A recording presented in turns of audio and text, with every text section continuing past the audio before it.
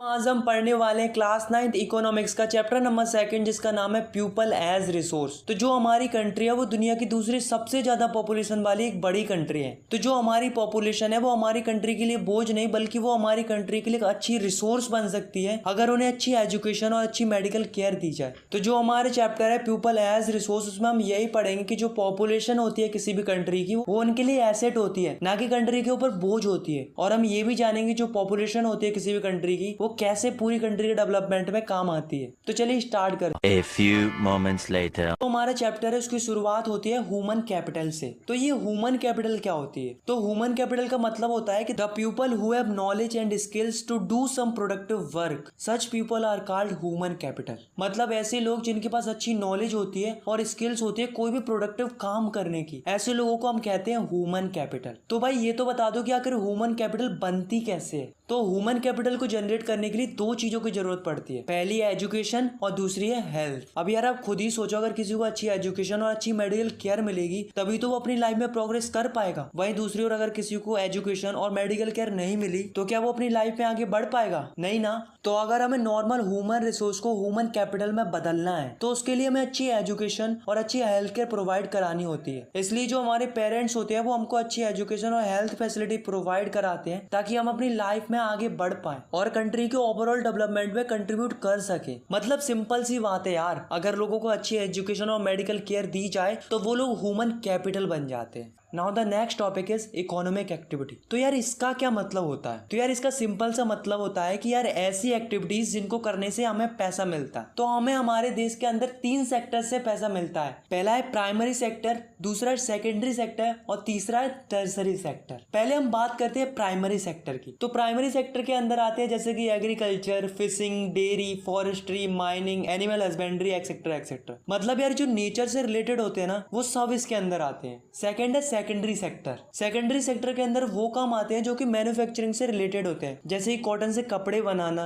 Sugar cane से गुड़ बनाना, इसके अलावा कार मैन्युफैक्चरिंग, पेपर मैन्युफैक्चरिंग, इस टाइप का जो मैन्युफैक्चरिंग वर्क होता है वो सेकेंडरी सेक्टर के अंदर आता है। थर्ड है टर्सरी सेक्टर, इसको हम सर्विस सेक्टर भी कहते हैं। मतलब हम इसमें सर्विस प्रोवाइड कराते हैं जैसे कि schools, hospitals, banks, tourism, transport, restaurant. तो इस टाइप की जो सर्विसेज होती हैं वो टर्सरी सेक्टर के अंदर आती है। अब ये जो इकोनॉमिक एक्टिविटीज है उनको एक और तरीके से बांटा गया है, वो है मार्केट एक्टिविटीज और non market activities. Market activities वो होती है जिन्हें करने से हमें पैसा मिलता है, मतलब ये हम पैसा कमाने के लिए करते हैं। और नॉन मार्केट एक्टिविटीज वो होती है जिन्हें करने से हमें कोई पैसा नहीं मिलता। जैसे कई सारे फार्मर्स होते हैं वो अपनी फसल खुद की जरूरत के लिए उगाते हैं, अपने खाने पीने के लिए। तो ये किसके अंदर आता है? नॉन मार्केट एक्टिविटी के अंदर आता है। अब दोस्तों हमारी कंट्री के अंदर एक मेजर प्रॉब्लम है जो कि कई सालों से चली आ रही है और आज भी हमें अपनी कंट्री के अंदर देखने को मिलती है। तो वो प्रॉब्लम है division of labour between man and women. तो आपने देखा होगा कि जो हमारी कंट्री है उसके अंदर ऐसा होता है कि जो घर के कामकाज होते हैं उन्हें महिलाओं को करने पड़ते हैं और जो घर से बाहर जाकर पैसे कमाने का काम होता है उसे पुरुष करते हैं। और आपने ये भी ऑब्जर्व किया होगा कि जो मैन होते हैं उन्हें ज्यादा पैसे मिलते हैं, वहीं जो फीमेल्स होती है उन्हें वही काम के कम पैसे मिलते हैं। ऐसा जनरली अनऑर्गेनाइज सेक्टर में देखने को मिलता है। अब यार आप खुद ही सोचा ऐसा आखिर होता क्यों होगा? तो ऐसा इसलिए होता है क्योंकि जो फीमेल्स होती है उन्हें जनरली कम पढ़ाया जाता है जिसके कारण उनकी स्किल्स भी उतनी अच्छी नहीं हो पाती है और इन्हीं दो रीजंस के कारण उनकी इनकम भी कम रह जाती है।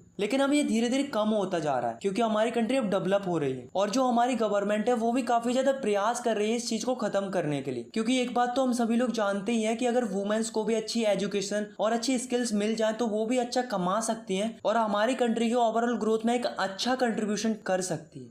Quality of population. तो क्वालिटी ऑफ पॉपुलेशन दो चीजों पर डिपेंड करती है, पहली है लिटरेसी रेट और दूसरी है हेल्थ ऑफ अ पर्सन। तो पहले हम बात करते हैं लिटरेसी रेट की। तो लिटरेसी रेट का मतलब होता है कि पूरी पॉपुलेशन में से कितने लोग पढ़ या लिख सकते हैं। तो पहले हमारी इंडिया की लिटरेसी रेट बिल्कुल अच्छी नहीं थी, लेकिन जैसे जैसे समय निकलता गया हमारी इंडिया की लिटरेसी रेट बढ़ती गई। अच्छा आप खुद ही देखो 1951 में हमारी इंडिया की लिटरेसी रेट थी 18%, मतलब पूरी पॉपुलेशन में से मात्र 18% लोग ही पढ़ लिख पाते थे। और 1992 में हमारी लिटरेसी रेट बढ़कर हो गई 52% और हाल ही में 2020 में हमारी इंडिया की लिटरेसी रेट थी 77.7%। तो इसका क्या मतलब है कि जो हमारी लिटरेसी रेट है वो बढ़ रही है, लेकिन अभी भी इंप्रूवमेंट की जरूरत है क्योंकि एजुकेशन काफी ज्यादा इंपॉर्टेंट इम्पोर्टेंट रोल प्ले करती है किसी भी कंट्री के ओवरऑल डेवलपमेंट के लिए। और हम भी यही चाहते हैं कि इंडिया के अंदर ज्यादा से ज्यादा लोग पढ़ लिख पाए। इसके लिए जो हमारी गवर्नमेंट है उसने भी काफी ज्यादा एफर्ट लगाए थे एजुकेशन को बढ़ावा देने के लिए। पहली चीज गवर्नमेंट ने क्या किया कि इंडिया के अंदर सर्व शिक्षा अभियान चलाया, जिसके तहत 6 से 14 साल के बच्चों के लिए एजुकेशन जरूरी है और वो फ्री ऑफ कॉस्ट प्रोवाइड कराई जाएगी। सेकंड, गवर्नमेंट के द्वारा स्कूलों के अंदर मिड डे मील स्कीम चलाई गई, जिसके तहत बच्चों को पढ़ाई के साथ साथ दोपहर का खाना भी दिया गया, जिससे फायदा क्या हुआ कि उनकी अटेंडेंस भी इंप्रूव हुई और उनका न्यूट्रिशन लेवल भी इंप्रूव हुआ।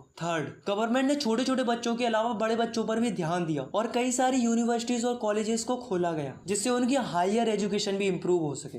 फोर्थ, गवर्नमेंट के द्वारा हर एक डिस्ट्रिक्ट के अंदर नवोदय विद्यालय खोले गए, जिससे बच्चों को free of cost quality of education मिल सके। फिफ्थ, इन 1951-52 में जो हमारी गवर्नमेंट थी वो जीडीपी का 0.64% स्पेंड करती थी एजुकेशन के लिए, लेकिन गवर्नमेंट ने इसे इम्प्रूव किया और 2013-14 में जीडीपी का 3.3% स्पेंड किया एजुकेशन के लिए। तो ये कुछ मेजर स्टेप्स थे जो कि गवर्नमेंट ने लिए थे एजुकेशन को इम्प्रूव करने के लिए, और इन्हीं स्टेप्स के चलते हमारी इंडिया की लिटरेसी रेट इतनी इम्प्रूव हो पाई है। पर अभी भी हमें इम्प्रूवमेंट की जरूरत है। इसके लिए हमारी गवर्नमेंट कंटिन्यूसली प्रयास कर रही है और हम ऐसा मान सकते हैं कि आने वाले समय में हमारी इंडिया के अंदर और भी अच्छी एजुकेशन प्रोवाइड कराई जाएगी, जिससे ज्यादा से ज्यादा लोग पढ़ पाए। अब दोस्तों, लिटरेसी रेट से रिलेटेड कुछ फैक्ट्स हैं जो कि आपको याद रखने हैं। मेल की लिटरेसी रेट ज्यादा है, फीमेल की लिटरेसी रेट कम है। अर्बन एरिया की लिटरेसी रेट 16% ज्यादा है रूरल एरिया से। इंडिया के अंदर सबसे ज्यादा लिटरेसी रेट केरला की है जो कि 96.2%, और सबसे कम लिटरेसी रेट बिहार की है जो कि है 70.9%। तो ये तो है लिटरेसी रेट की बात। तो अब अपन बात करते हैं हेल्थ ऑफ अ पर्सन की। तो दोस्तों, आपने देखा कि जो हमारी एजुकेशन है वो कितनी इंपॉर्टेंट है, पर दोस्तों जितनी एजुकेशन इंपॉर्टेंट होती है उतनी इंपॉर्टेंट किसी भी पर्सन की हेल्थ होती है। चलो मान लिया हेल्थ इंपॉर्टेंट होती है, पर भाई ये तो बता दो कि हेल्थ को इम्प्रूव करने के लिए हमारी गवर्नमेंट ने किया क्या है। तो गवर्नमेंट ने पहली चीज तो यही की है कि कई सारे हॉस्पिटल्स और डिस्पेंसरीज खुलवा दी गई है, और साथ में हॉस्पिटल्स के अंदर कई सारी चीजों में इंप्रूवमेंट हुआ है, जैसे कि बेड्स की क्वांटिटी बढ़ा दी गई है, डॉक्टर्स की मात्रा भी बढ़ा दी गई है, और गवर्नमेंट के द्वारा फ्री में हेल्थ चेकअप्स भी हो रहे हैं, कैंपेन लग रहे हैं। इसके अलावा कई सारे मेडिकल कॉलेज खुलवा दिए गए। तो ये कुछ स्टेप्स है जो कि गवर्नमेंट ने लिए हैं लोगों की हेल्थ को इंप्रूव कराने के लिए। तो क्या वास्तव में लोगों की हेल्थ इंप्रूव हुई है? ऑफ कोर्स हुई है। पहले 1947 में लोगों की लाइफ एक्सपेक्टेंसी थी 32 ईयर, मतलब 1947 में ऑन एवरेज मात्र 32 साल तक लोग जीते थे, और 2021 आते आते लोगों की लाइफ एक्सपेक्टेंसी बढ़कर हो गई 70.8 years. Now the next topic is unemployment. तो भैया अपन बात करने वाले हैं कि अगर अनएम्प्लॉयमेंट क्या होता है। तो अनएम्प्लॉयमेंट का सीधा सा अर्थ होता है बेरोजगारी,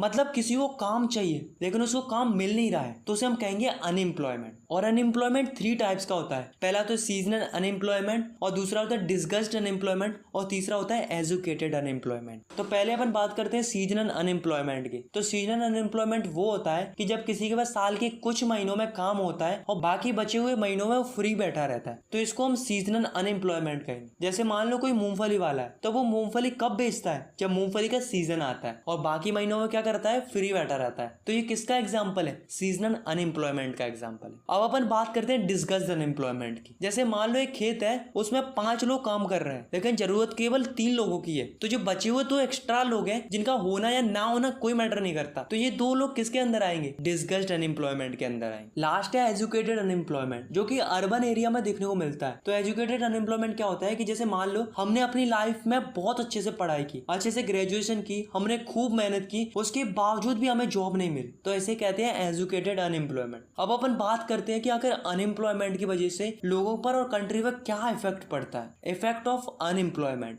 first, wastage of main power resource. अब यार आप खुद ही सोचो, अगर आपने अच्छे से मेहनत की, खूब पढ़ाई की, उसके बावजूद भी तुम्हें जॉब नहीं मिली, तो यहाँ पर अपनी पूरी मेहनत एक तरीके से वेस्ट हो गई। Second, people who are asset for the economy turn into a liability. तो जो लोग हमारी इकोनॉमी के लिए एसेट बन सकते थे वे एक लायबिलिटी में बदल जाते हैं। Third, people become hopeless and depressed due to unemployment. Unemployment के चलते लोग होपलेस हो जाते हैं, यहाँ पर डिप्रेशन में चले जाते हैं। Fourth, people are compelled due to unemployment to do the work they do not want to do. मतलब लोगों को अनएम्प्लॉयमेंट के चलते वो काम करना पड़ता है जो काम वो करना नहीं चाहते। Fifth, detrimental impact on the overall growth of economy. मतलब अनएम्प्लॉयमेंट के चलते हमारे देश की इकोनॉमी पर भी काफी ज्यादा फर्क पड़ता है, क्योंकि लोगों के पास अच्छी जॉब नहीं होती, इसलिए वो अच्छा अर्न भी नहीं कर पाते और ना ही सोसाइटी को अच्छे से कंट्रीब्यूट कर पाते, जिससे हमारी कंट्री की इकोनॉमिकल ग्रोथ भी स्लो हो जाती है। सो यहाँ पर अपना चैप्टर खत्म होता है।